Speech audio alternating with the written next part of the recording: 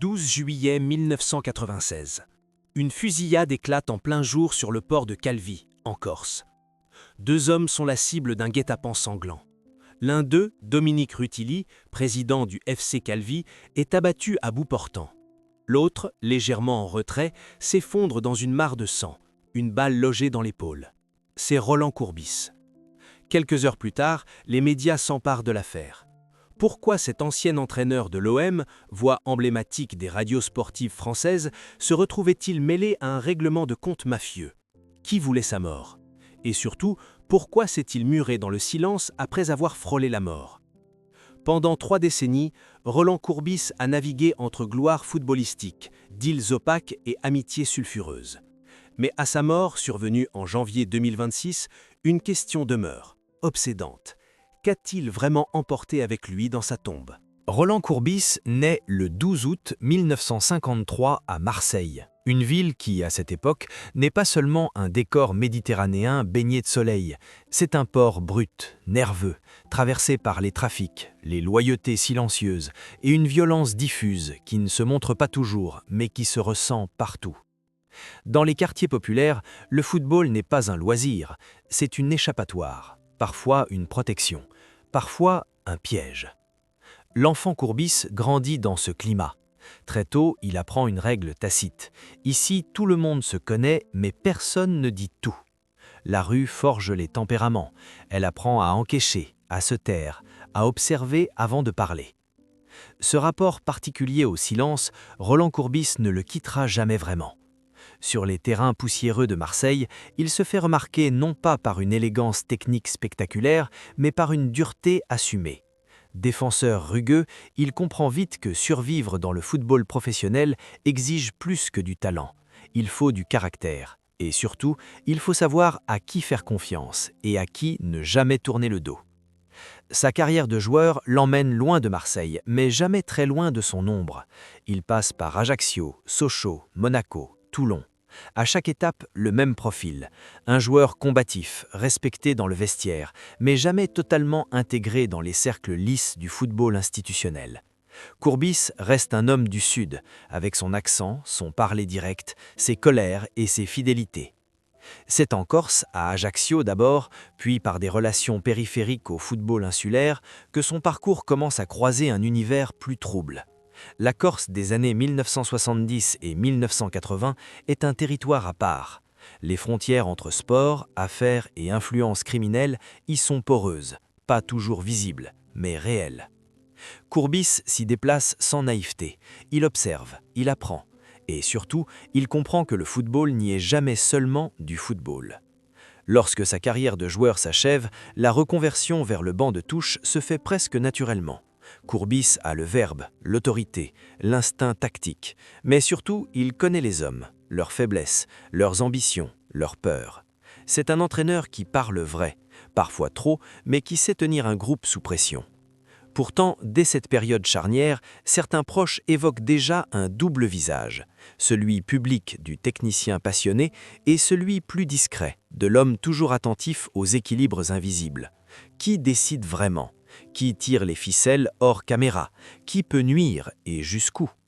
Rien d'illégal n'est alors reproché à Courbis, mais une chose frappe. Il fréquente des milieux variés, parfois antagonistes, avec une aisance déconcertante. Dirigeants sportifs, agents influents, notables locaux, figures corses dont on ne pose jamais trop de questions. Courbis écoute plus qu'il ne parle, et quand il parle, il choisit ses mots. À Marseille, certains disent déjà « il sait des choses ». Pas forcément des choses criminelles, mais des choses sensibles.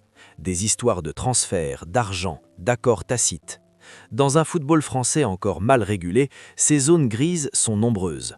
Et Courbis, sans être au centre du jeu, se trouve souvent à proximité. Ce contexte, cette formation humaine et sociale ne sont pas anecdotiques. Ils préparent le terrain. Bien avant les scandales, bien avant les fusillades, bien avant les enquêtes judiciaires, Roland Courbis apprend à évoluer dans un monde où la vérité n'est jamais frontale, où survivre signifie parfois accepter de ne pas tout éclairer. Et lorsque la lumière se braquera enfin sur lui des années plus tard, beaucoup diront que les signes étaient là depuis le début. Dans les années 1990, Roland Courbis devient bien plus qu'un simple entraîneur. Il incarne une forme de réussite populaire, celle de l'homme du peuple qui, par la force de son caractère, gravit les échelons d'un univers impitoyable, le football professionnel. Son premier grand fait d'armes se produit avec l'équipe de Bordeaux, qu'il mène au titre de champion de Division 2 en 1992. Mais c'est à Marseille, sa ville natale, que la légende prend forme. Nommé entraîneur de l'Olympique de Marseille en 1997, il entre alors dans une arène où les enjeux dépassent largement le rectangle vert. L'OM, alors convalescent après les scandales liés à Bernard Tapie, cherche à se réinventer et Courbis, fort de sa connaissance du club, de la ville et de ses réseaux, est vu comme l'homme de la situation. Sous sa direction, l'OM retrouve des couleurs. En 1999, il emmène l'équipe jusqu'en finale de la Coupe UEFA contre Parme. Une performance saluée, même si l'équipe s'incline lourdement, 0-3. Pour les supporters marseillais, cette saison reste gravée comme un retour en grâce. L'ambiance au Vélodrome, le charisme de Courbis sur le banc, sa capacité à galvaniser ses joueurs, tout contribue à forger le mythe du coach de la rue, un meneur d'hommes au sang chaud, fidèle à ses racines. Les médias, eux, raffolent de ses punchlines. Avec son accent chantant et son franc-parler, Courbis devient un personnage incontournable du paysage médiatique sportif. Il ne se contente pas de commenter les matchs, il raconte, il critique, il dénonce, souvent avec une ironie mordante. Lorsqu'il passe derrière le micro, notamment sur RMC, il attire une audience fidèle, avide de son regard sans filtre. Mais à mesure que sa notoriété grimpe, des interrogations naissent. D'où viennent certains joueurs recrutés sous son aire? Pourquoi certains transferts semblent-ils favoriser des intermédiaires peu connus? Comment expliquer les flux financiers étranges entre certains clubs et agents? Aucune preuve directe, mais un malaise latent. Certains journalistes sportifs évoquent à mots couverts l'existence d'un système Courbis, un réseau d'influence où se croiseraient entraîneurs, dirigeants, agents et parfois des figures plus troubles. Lui, toujours calme, réplique avec humour: « Moi, un système, je suis déjà content quand j'arrive à garer ma voiture à Marseille. » La lumière des projecteurs grandit, mais l'ombre aussi, car derrière chaque succès sportif, il semble qu'un mystère s'épaississe. L'OM version Courbis ne se résume pas à un jeu offensif ou à des discours de vestiaire inspirants, c'est aussi une gestion stratégique du pouvoir. Dans les coulisses du club, Roland Courbis bénéficie d'une confiance rare. Il ne se contente pas d'entraîner, il influe sur les décisions sportives, les recrutements, les négociations. Il devient en quelque sorte un homme orchestre, et c'est là que les premières failles apparaissent. Les transferts de certains joueurs posent question. À l'époque, plusieurs deals sont conclus dans l'urgence, avec des commissions floues versées à des intermédiaires peu identifiés. Le nom de Charles Camporo, directeur sportif de l'OM, revient régulièrement dans les rapports. Ensemble, ils montent des opérations qui, sur le plan sportif, peuvent sembler cohérentes, mais dont la transparence financière laisse à désirer. En 1999, alors même que l'OM est en finale de la Coupe UEFA, la Direction nationale du contrôle de gestion, DNCG, commence à examiner de plus près les comptes du club. Des écarts apparaissent, des virements, des primes exceptionnelles et surtout une architecture opaque autour des commissions de transfert. Le nom de Courbis n'est pas encore cité officiellement, mais dans les couloirs du football, les murmures grandissent. Parallèlement, d'anciens dirigeants de clubs précédents où Courbis est passé, comme Toulon ou Montpellier, sont interrogés. Il semble que certains schémas se répètent, des montages financiers similaires, des personnes identiques qui gravitent autour de lui. L'étau judiciaire commence à se resserrer doucement, quasi imperceptible. Mais Courbis, lui, reste égal à lui-même. Il enchaîne les plateaux télé, les directs radio, les interviews. Il plaisante sur son passé, ironise sur les rumeurs. Il se présente comme une cible facile. J'ai l'accent de Marseille, j'ai entraîné l'OM, j'ai du succès à la radio, forcément ça dérange. Ce discours séduit. Une large partie de l'opinion publique continue à le défendre. Pour beaucoup, Courbis incarne une forme d'authenticité dans un monde devenu aseptisé. Il est imparfait, certes, mais sincère. Ses accrochages avec la justice sont vus comme des maladresses, pas des manœuvres délibérées. Mais derrière le rideau, les enquêteurs poursuivent leur travail. Les magistrats s'impatientent, et dans certaines affaires en cours, comme celle des comptes de l'OM, son nom commence à apparaître noir sur blanc dans les procès-verbaux. La machine judiciaire est en marche et pour Courbis, l'ère du doute médiatique va bientôt laisser place à l'heure des convocations officielles. C'est au tournant des années 2000 que l'image de Roland Courbis commence réellement à vaciller. L'icône du football marseillais, jusqu'alors porté par ses succès sur le terrain et son charisme populaire, se retrouve peu à peu aspiré dans une série d'affaires où sport, finance et criminalité organisée se mêlent dangereusement. L'une des premières alertes sérieuses remonte pourtant bien plus tôt, à la fin des années 1980, bien avant qu'il n'entraîne l'OM. À cette époque, Courbis est aperçu à plusieurs reprises dans des cercles huppés de la Côte d'Azur, notamment autour du casino Palm Beach à Cannes. Aux côtés d'une comtesse italienne flamboyante, Maria Luisa Rizzoli, il est soupçonné d'avoir participé à un système de manipulation de jeux de table et de blanchiment via des parties truquées. La presse s'empare brièvement du sujet, mais l'affaire est classée sans suite. Courbis est relaxé, faute de preuves. Ce n'est pourtant pas l'épisode judiciaire qui intrigue le plus les enquêteurs, mais bien les fréquentations.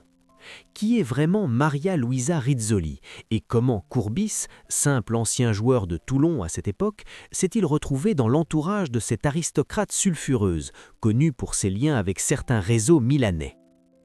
Des années plus tard, lorsque l'affaire du Caisse Noire de Toulon refait surface, ces interrogations reviennent avec insistance. Entre 1996 et 1998, Courbis est à la tête du Sporting Club de Toulon, un club modeste mais au fonctionnement interne singulièrement opaque. Un audit interne révèle alors l'existence de comptes parallèles, utilisés pour rémunérer des joueurs ou des agents hors cadre légal. Montant en liquide, contrats non déclarés, commissions déguisées, tout laisse penser à un système parallèle bien rodé. Lorsque l'enquête s'accélère, Courbis est placé en garde à vue. Il passe 98 jours en détention provisoire, une épreuve qu'il décrira plus tard comme une parenthèse injuste mais formatrice. Pourtant, à sa sortie, il refuse de commenter l'affaire en profondeur. Ses réponses se veulent floues, presque défensives. « Je ne suis pas comptable, moi, je suis un homme de terrain ». Mais derrière cette déclaration se cache peut-être une vérité plus trouble. Était-il vraiment un simple technicien naïf dans un monde de magouilles ou bien un acteur conscient d'un système qui lui échappait de moins en moins? Lorsque l'affaire du Caisse Noire à Toulon éclate au grand jour, un nom revient avec insistance. Éric Goiran, directeur administratif du club à l'époque, lui aussi inquiété dans le dossier. Mais c'est surtout un autre acteur, jusqu'alors inconnu du grand public, qui attire l'attention. Raphaël Di Francia, un ancien intermédiaire sportif qui décide en 1998 de tout balancer à la justice. Dans ses dépositions, Di Francia décrit un système quasi-industriel de dissimulation de primes et de commissions, notamment autour des jeunes recrues et des agents fictifs. Il accuse Courbis d'avoir personnellement validé certains de ces montages et affirme que l'argent passait parfois par des circuits très loin du football, société écran en Corse, compte offshore et cash non déclarés. Ce témoignage explosif est loin d'être isolé. Plusieurs autres sources confirment à demi-mot l'existence de pratiques tolérées dans les petits clubs du Sud, notamment à Toulon et Montpellier. Mais ce qui choque les enquêteurs, c'est l'ampleur du réseau et le sentiment que personne ne parle. Comme si une loi du silence bien plus puissante qu'une peur judiciaire protégeait les protagonistes. Dans les années suivantes, l'affaire s'enlise. Les avocats s'affrontent sur la légalité des preuves. Certains témoins se rétractent, d'autres disparaissent du paysage. Et Courbis, lui, ne flanche pas. Il nie toute intention frauduleuse, répète qu'il faisait confiance à son staff administratif et tente de se repositionner comme victime d'un acharnement politico-médiatique. Mais l'ambiance change. Sur les plateaux radio, sa verbe légendaire s'émousse. Il devient plus prudent, plus cynique aussi.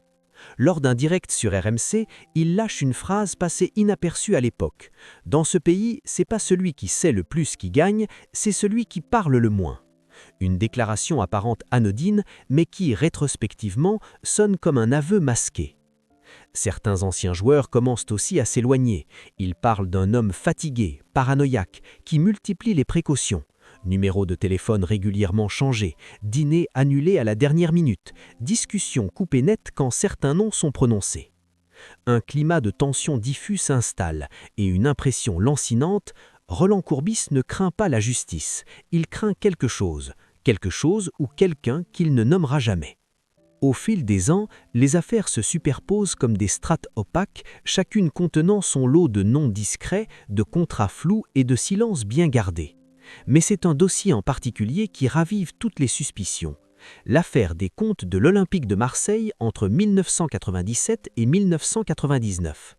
Cette fois-ci, l'enquête est nationale. Le fisc, la DNCG, le parquet de Marseille, tous examinent à la loupe les mouvements financiers du club sous l'ère Courbis. Plusieurs transferts attirent l'attention, notamment ceux de joueurs sud-américains, dont les contrats révèlent des commissions astronomiques versées à des intermédiaires sans identité précise. Les documents évoquent aussi des notes de frais suspectes, liées à des voyages, des hôtels de luxe, des soirées non justifiées. Au centre de ce maelstrom, le duo Courbis-Camporo. Charles Camporo, alors directeur sportif, est l'architecte présumé de plusieurs opérations. L'un agit dans l'ombre, l'autre brille face aux caméras.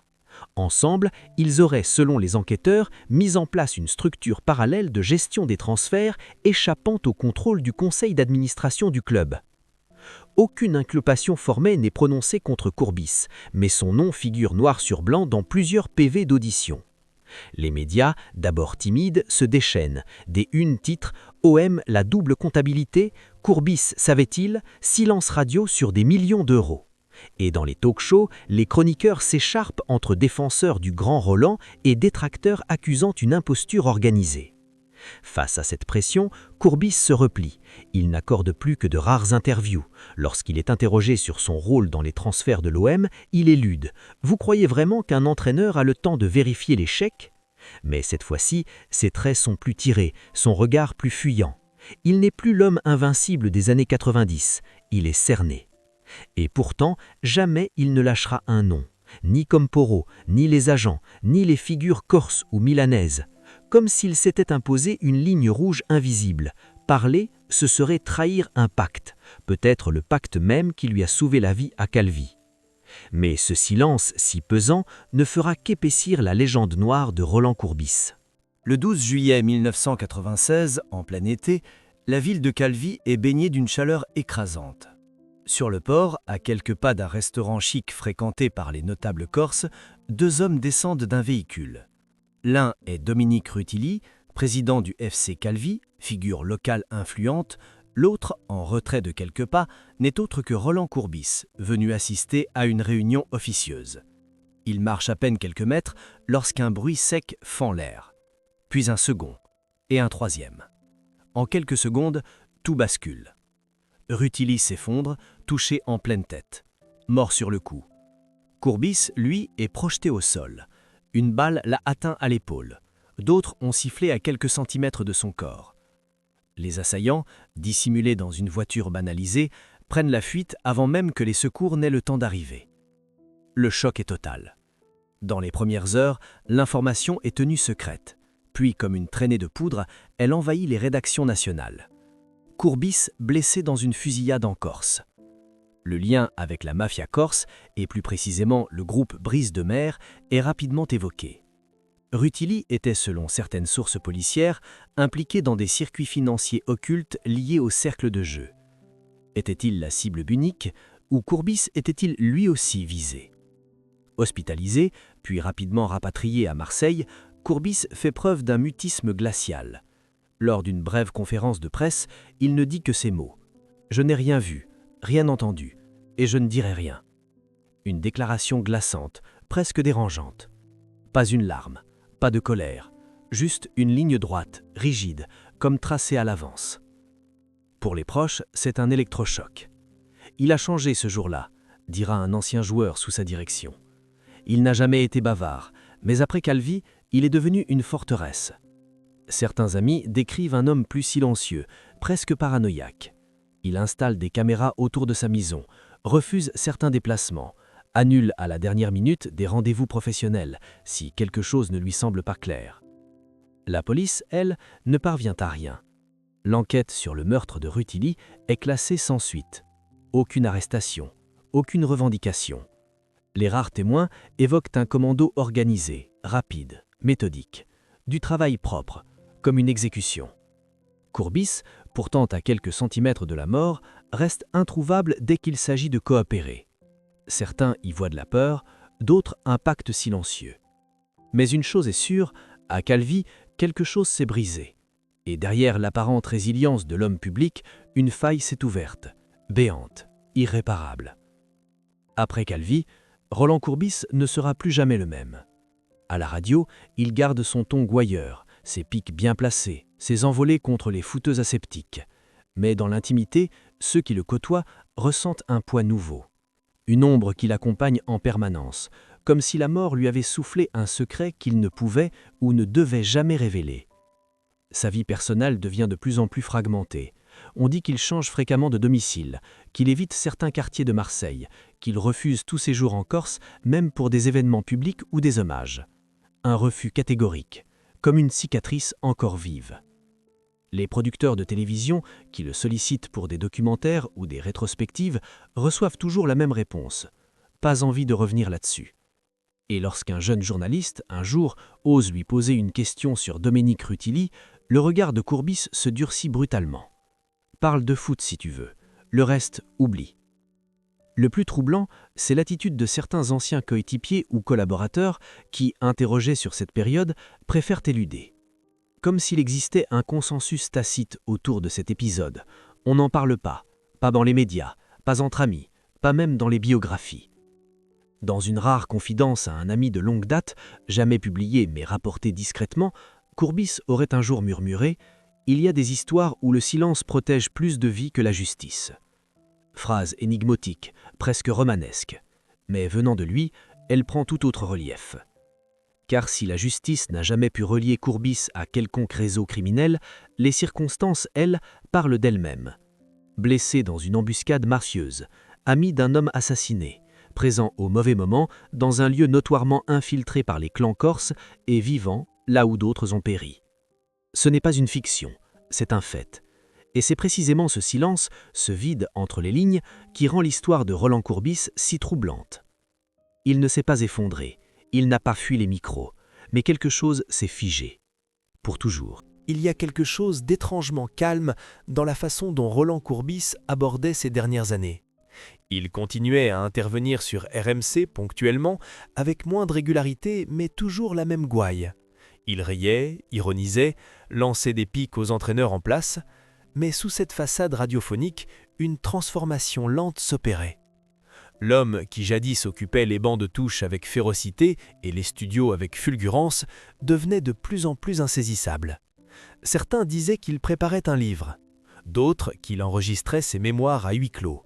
Mais ce qui en ressort, c'est cette impression d'une parole retenue, d'un discours qu'il aurait voulu livrer sans jamais en trouver la forme.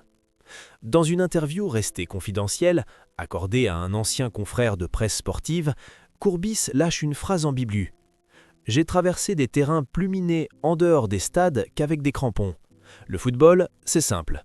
Le reste, beaucoup moins. » Lorsque le journaliste tente de relancer, il balaie la question. « Ce qui compte, c'est ce que je n'ai pas dit, et que je ne dirai pas. » Ce refus d'explication franche devient paradoxalement une forme de confession. Il ne nie rien, il ne confirme rien, il laisse simplement le doute s'installer, comme un aveu silencieux.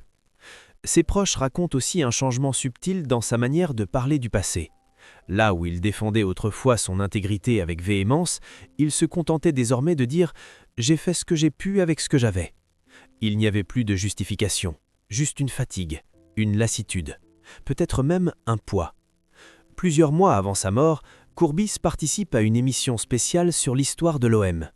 À la fin de l'enregistrement, les micros coupés, il glisse à un technicien « Tu sais, on se demande toujours ce qu'on aurait dû dire plus tôt. Et puis un jour, on se rend compte que c'est trop tard. » Ce soir-là, il reste assis longtemps dans le studio vide, seul, comme s'il attendait quelque chose ou quelqu'un. La dernière trace publique qu'il laisse est une chronique enregistrée quelques semaines avant sa disparition. Intitulée « Ce qu'on ne dit jamais », elle ne parle pas de football, elle parle de loyauté, de trahison, de peur, de fraternité. Sans nommer qui que ce soit, il évoque un homme qui a dû se taire pour que d'autres vivent. Il conclut par une phrase glaciale « Le silence, parfois, est le seul moyen de rester libre ou de rester en vie. » Ce n'était pas un mea culpa, ce n'était pas une déclaration, c'était un message, codé, lourd, ultime. À sa mort, aucun document, Aucun testament confessionnel ne sera trouvé. Pas de livre, pas de manuscrit, juste quelques carnets raturés où les notes s'interrompent souvent par une ligne noire, tracée rageusement, comme si les mots lui échappaient, ou qu'il préférait les effacer. Ce qu'il savait, il l'a emporté. Ce qu'il a vu, il ne l'a jamais raconté. Ce qu'il aurait pu révéler, il a choisi délibérément de ne pas le faire. Mais dans ce choix, cette fidélité au silence, il y avait peut-être plus de vérité que dans n'importe quelle déposition. Car parfois, le mutisme est une forme de confession. Et la plus terrible des vérités, c'est celle qu'on devine, sans pouvoir jamais la prouver. Le 12 janvier 2026, la nouvelle tombe comme un murmure à l'antenne. Roland Courbis s'est éteint ce matin à 72 ans. Aucun communiqué officiel, aucun hommage institutionnel, juste une brève relayée sobrement sur les ondes d'RMC. Puis, 1 minute de silence. Et rien d'autre. Pas de grande cérémonie, pas d'éloge funèbre en direct. À Marseille, les supporters déposent quelques fleurs devant le stade Vélodrome. Sur les réseaux sociaux, les messages se multiplient. Certains saluent l'entraîneur passionné, d'autres le chroniqueur au franc-parler, d'autres encore l'homme mystérieux qu'on n'a jamais vraiment compris. Mais derrière les hommages, une sensation tenace persiste. Celle d'un homme parti sans avoir livré sa version. D'un témoin clé d'un demi-siècle de football français, mais aussi de ces zones grises qui a préféré se taire. Par loyauté? Par peur? Par stratégie? Personne ne le saura jamais. À Toulon, à Marseille, à Calvi, ces 3 villes qui ont marqué ses blessures les plus profondes, quelques anciens collaborateurs murmurent entre eux, comme pour exorciser quelque chose. Ils savaient tout. Et peut-être est-ce justement pour cela qu'il s'est imposé cette loi du silence. Ne pas trahir, ne pas provoquer, ne pas rallumer des braises encore incandescentes. Avec Courbis disparaît une mémoire vivante du football français des années sombres, celle des transferts louches, des agents de l'ombre, des enveloppes brunes et des complicités silencieuses. Il était à la croisée des chemins, entre les vestiaires et les coulisses, entre les micros et les mafias, entre la lumière du sport et l'ombre des affaires. Et dans ce rôle d'équilibriste, il aura réussi l'impossible. Rester debout, là où tant d'autres se sont effondrés. Mais à quel prix? Peut-on encore parler d'héritage quand l'essentiel est resté enfermé? Peut-on saluer la carrière sans interroger l'homme? Peut-on respecter le silence tout en regrettant de n'avoir jamais entendu la vérité? Une chose est certaine, la page Courbis est tournée, mais elle n'est pas refermée. Elle laisse une rature, une énigme, un vide qui ne sera jamais comblé. Et cette question suspendue qui résonne encore, bien après sa mort. Le silence de Roland Courbis, était-ce une ultime fidélité ou une abdication face à l'inavouable?